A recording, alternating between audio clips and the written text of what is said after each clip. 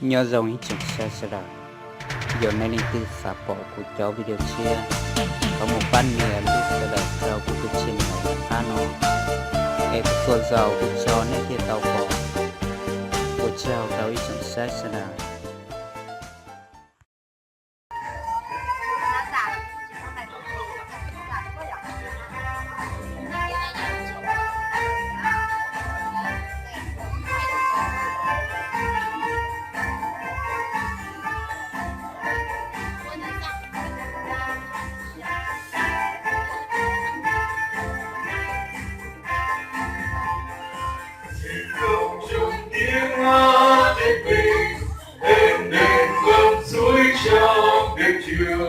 non xanh kia đất tiếng hót ca vang niềm vui khắp nơi sáng ngời.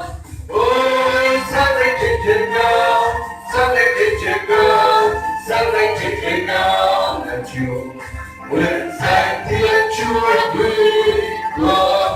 Ôi sáng lên trên trời cao, sáng lên trên trời cao, sáng lên trên trời cao ngàn chiều nguyện danh thiên chúa huy hoàng.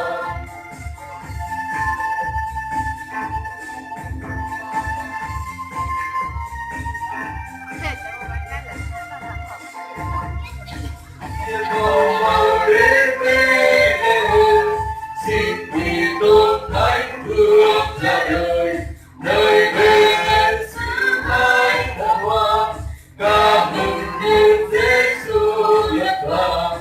Ôi sáng lên trên trời cao, sáng lên trên trời cao, sáng lên trên trời cao và Chúa nguyện danh thiên chúa huy hoàng. Ôi sáng lên trên trời cao, sáng lên trên trời cao, sáng lên trên trời cao và Chúa nguyện danh thiên chúa huy hoàng.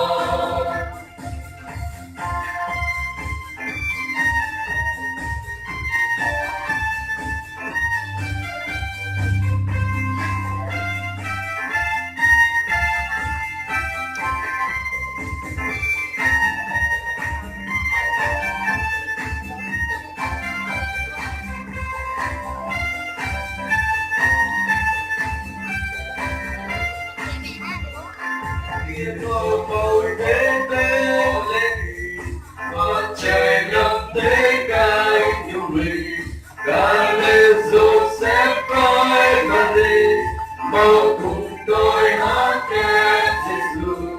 Ôi sáng lên trên trời cao, sáng lên trên trời cao, sáng lên trên trời cao là Chúa nguyện danh thiên chúa huy hoàng.